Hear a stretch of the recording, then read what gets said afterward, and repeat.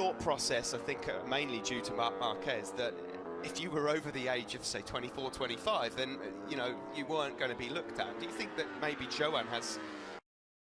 For me, because it was like, boah, yeah, 30, too old, way too old, no chance anymore. And it's as well very good to see that Valentino Rossi is still there and win races, you know, that helps for sure. My first MotoGP experience, so I have to say that. It was good. And how they work now over this year, it's also impressive for me to see. Well, we're just seeing here Maverick Vinales, of course, still fastest his time from yesterday. Marc Marquez has improved this morning, second quickest. Lorenzo has just been on a couple of laps as well. He's improved. Other riders that have made better efforts today: Pedrosa, Pol Espargaro, Bradley Smith. And nothing going at the moment for Cal Crutchlow, Tita Rabat. But I think many people understand now that not everybody is a Marquez, you know, and some guys maybe need a little bit longer to learn things. My other question, which isn't linked, is regarding Moto2. Are you quite relieved that you're leaving Moto2 when Acceleration is high, even in 5th gear still, or 4th gear, it's very high, so you don't have really time to think different things, but at the moment you need to get used to it. You need to get used to that speed, that you still have the capacity in your head to use the buttons, you know. It was not like that it was bored or you're boring on the straight. Yeah, that's absolutely perfect for me, that's right. I really can take these two guys as a reference. And even on Sepang, okay, next year in Sepang I will have a little bit, you know, they will have 4 days more than me on this bike, but still it's perfect to have them as Moto2 and perhaps Moto3 as well. Are there any particular riders, other than the obvious Joan Mir, that really you're looking at and thinking, wow, he could be a star of the future? Yeah, I mean, it was like, if I separated, you know, the last year in the Moto2. Marquez, of course, we know will be strong. It's going to be, you've left a really strong championship behind, haven't you, for next year? But I really have to say the Moto2 class anyway, it's year by year, it's a really competitive class, it's a very good class, and it's a very good school, that's what I think as well. Yeah, as you said, also the rookie is going to be strong, and also like Sam Lowes is going back, for example. This is very interesting for me to see, but the class anyway, it's a very good class, that's for sure. And as a Calex rider, you were racing close to Miguel in a number of races this year. What were your feelings on that day, and whether or not you felt after that race that maybe the championship was gone? It was difficult. I mean, the overseas races start, and it was... When we got to overseas, how the championship could close based on how well you did in Japan and Phillip Island last year, but obviously we got to Japan and the weather was really, really bad. It looked to us like in the commentary box you had severe visibility problems as well, so just take us through. Up a really good feeling. We had to work a lot with the bike and we didn't find the way finally, and I was struggling in the race. We tried to take out too much, or I was asking too much from the bike, from the setup, so we were building, and I never could build up a really good feeling with the bike. And then I had some... When you get on the bike in Malaysia, in Sepang? First step is now going home tomorrow morning here from Valencia back to Switzerland. My physiotherapist is at home, and I'm gonna work with him a lot every day, try to keep the movement in the feet in Malaysia. Well, I think I speak for Matt and a lot of fans in saying that we wish you a good winter. We hope that your recovery goes well, and we're really excited to see you jumping on board the bike in Sepang. We'll be covering that, I'm sure. And you know, I had the surgery. I have 2 screws in the foot right now, but the problem is it's not stable for load. It's just stable for movement. So I need to keep working, need to keep patient. Try also to keep the fitness. Lunch break that we will take, and then of course we'll bring you the final couple of hours of action. Aleix Espargaro, whilst we've been chatting to Tom Luthi, has put in a time there, a 30.889, and that is about a 10th off his fastest time from yesterday. Jorge Lorenzo, as we saw, has made some progress. As we said, wish him a speedy recovery over the winter. Look forward to seeing him back in action then the end of January in Malaysia. Down to you, Dylan. Well, yeah, thank you very much, guys. I think it's worth talking to another rider who stepped up from the Moto2 class. I'm down here with Xavier Simeon in his box at the moment. Xavier, exciting time. I can put in the entry corner because it looks like the Michelin front tire has so much grip. So, and also the riding style in that area is quite different from Moto2. Normally with Moto2 you have to go on the corner with a lot of braking, but here you have to release the with how we are riding. And like I say, at the moment I'm just focused on the position, how to brake, and when I will have more like this normal, I will say, I will try to go a little bit faster. Finally, Xavier, you said taking it a little bit easy. Of course, you have been injured. When do you... At the door. We just heard from Tom Luthi, Matt, talk about, of course, the fact that he's got that great relationship with Gilles Bigot, his crew chief, who comes over to join him. We know that Taka Nakagami has got a great crew chief and loads of experience in Roman. You do have to, it's not something that should be overlooked, is it? Because Franco, you know, spent 2 years with Pete Benson and they developed a brilliant relationship, one that, of course, led him to win the World Championship this year.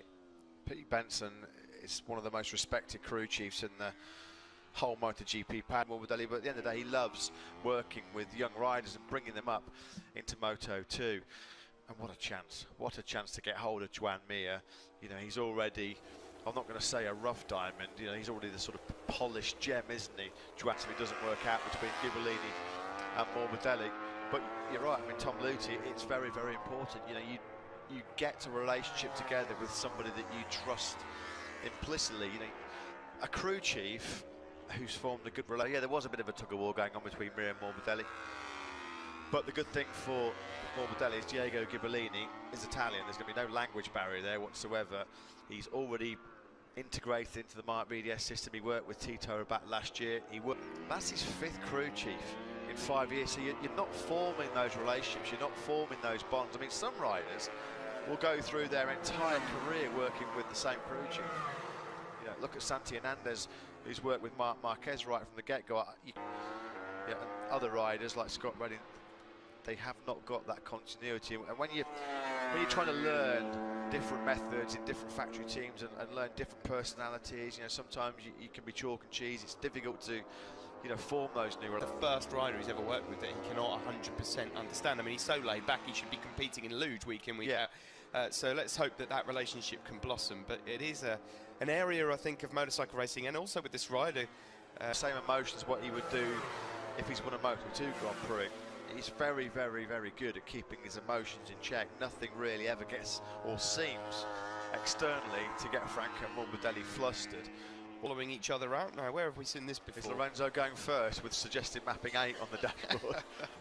I'm stepping away from that conversation, to be perfectly honest.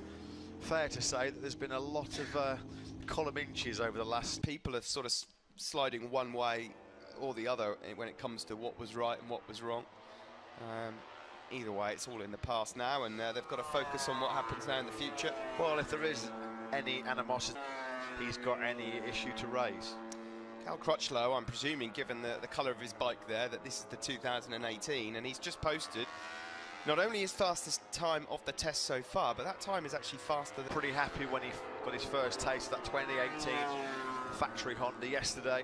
He was hoping that it didn't negate their main strength on that package this year, which is braking stability. We do know that the Hondas tended to have on board with Dovizioso. Then through his his latest run, this is where it all went horribly wrong for him in the race on Sunday. Came through turn 7 hot, ran off the circuit at turn number 8, and then just toppled over at slow speed. That was quite unusual, but of course then you've got Valencia here as well. There does seem to be certain circuits where the Ducati, they just sort of accept the fact that it's not going to work. Well, one key the year before, he took that unbelievable last lap victory over Marc Marquez in Japan, again in the rain conditions. Now look at his 4 dry race victories this year. Dovizioso, Mugello, Barcelona. Who was on the circuits where perhaps the Ducati does not perform. He doesn't do what Marc Marquez does. A bad day for Marc Marquez tends to be a 3rd or a 4th, whereas Dovizioso over in Austin, a 6th place, an 8th at Saxon. Here were wins.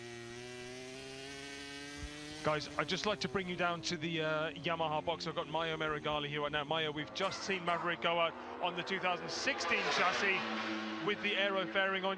You seem to struggle so much, and ever since you started this test, things are going quite a lot better with quite similar bikes. Yes. No, it has been also it's difficult, and it looks like that we suffer this kind of condition much more than our competitors. This is my point of view. And at the moment, do you feel 16? So they have to find the best combination between the two bikes. And what we are going to test here will be tested also in Sepang, because offer any kind of obvious explanation really as to why they are so much faster and so much more competitive in this test. Yes, a little bit baffling, and of course if it's confusing for the ride in Assen. So there was an awful lot of work to do inside that factory Yamaha camp. It grated so much. You could tell when the question was asked to Lynn Jarvis in the team manager's press conference earlier in the weekend that, you know, there was... Went their way on Sunday with the two crashes for the factory Ducati pairing. Remarkable really, isn't it? But yeah, work to do still for the Movistar Yamaha team. I guess at least while Maverick Vinales is out on circuit, is a bit of free. Joan Mir's personal manager, well-known representative of several rides. In fact, I think actually he's also Maverick Vinales' manager. So I think there's going to be forming an orderly queue to the door of Mr. Sanchez over the next few months. Now he's got Joan Mir on his books. Xavier Simeon here. Dylan spoke to him earlier on. His first time out on a machine, of course, on the MotoGP bike. He has got experience on 1000cc motorcycles, don't forget. Former champion at Superstock 1000. Confirmed to be riding for the team in Moto3. Yeah, and I was just reliably informed, thanks actually to a former Moto3 world champion himself, Danny Kent, who I guess is watching at home back in the UK. 17 machine, that is still painted in team colours, but on the other machine, this is where we seem to have a new style. Now, it looks the same from the outside, but normally when we see a new one there, that means that there is something different. And they're quick before Neil Spalding barges you out of the way, Dylan. I'm not sure if he'll have spotted that yet, but I'm sure he'll be there pretty quickly. Here is Marc Marquez then. Still some comparisons going on for the world champion, world superbike as well. Yeah, current Japanese superbike champion. So he's got a few domestic on his CV, hasn't he, Takahashi? So he does okay. They're not consistent lap times that would get him particularly high up in Sunday's race, but this is his first time on a MotoGP machine.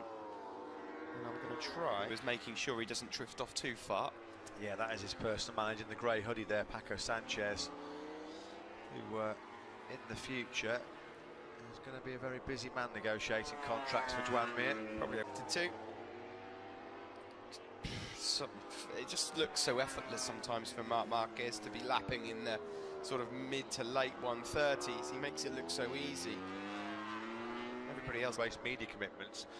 I mean, we left the circuit about 4 hours after the race, and he was still in his leathers doing live interviews for the national broadcast here, Movistar, and it was unbelievable.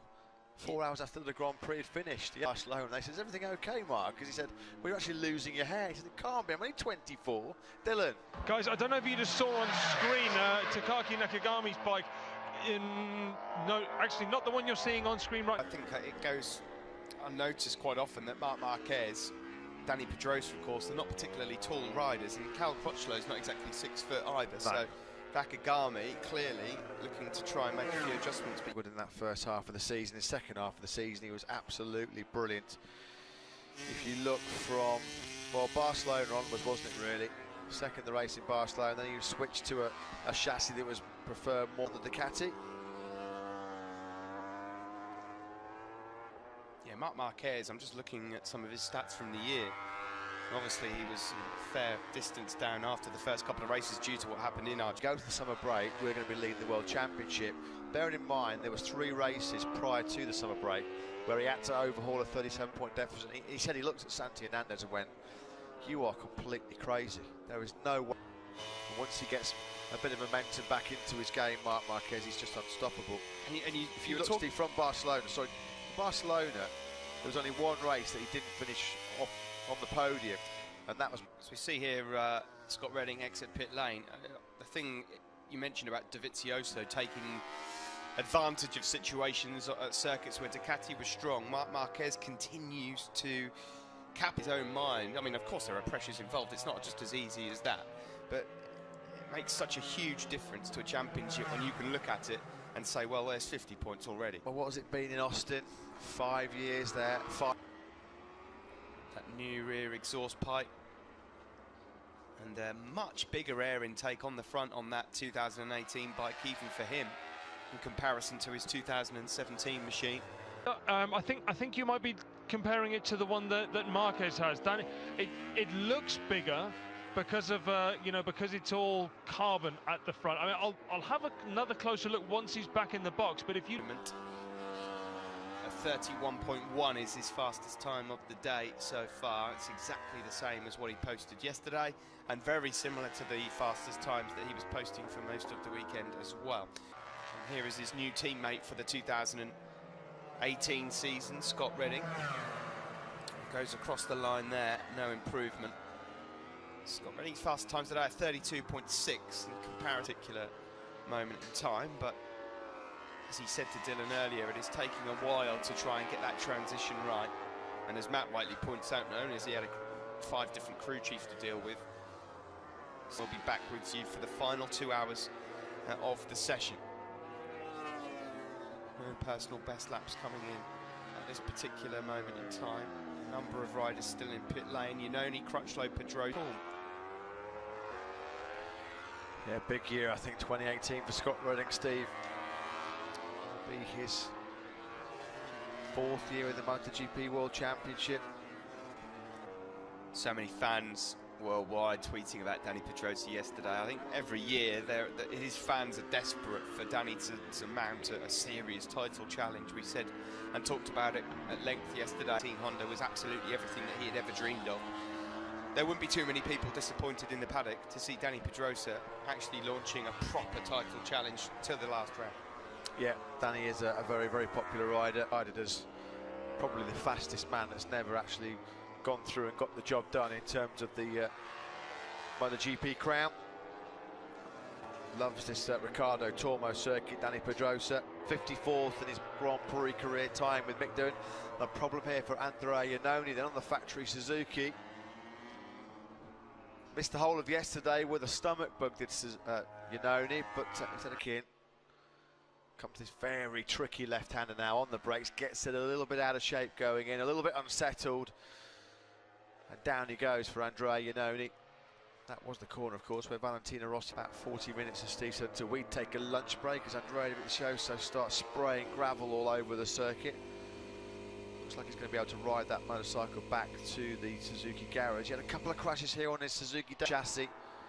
Is Andrea, and he finished a pretty disappointing season, very, very strongly actually, did the Italian.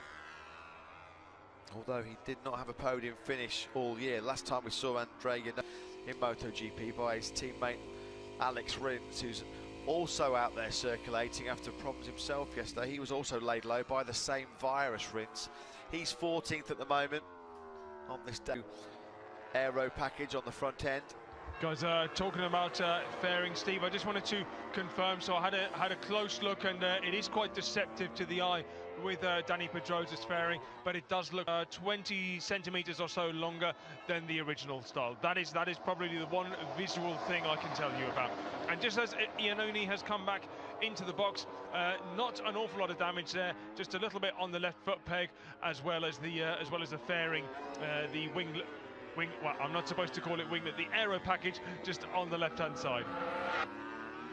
Yeah, thanks for that, Dylan. You see life differently. We get it.